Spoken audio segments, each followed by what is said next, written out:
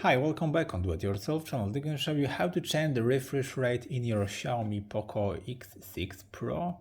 And to this operation, go to settings, then scroll down and go to the display and brightness. Then scroll down and there is an option refresh rate. So click on it, and as you see, there is a preview here. And default mode is based on scenarios balance performance with power consumption, because higher refresh rate drain more battery. Yeah, so let's see how it looks like in the 120. Yeah, that's it. You can choose the application which you want for this refresh rate, and as you see, the screen looks much smoother, much better, yeah, than the 16 hertz.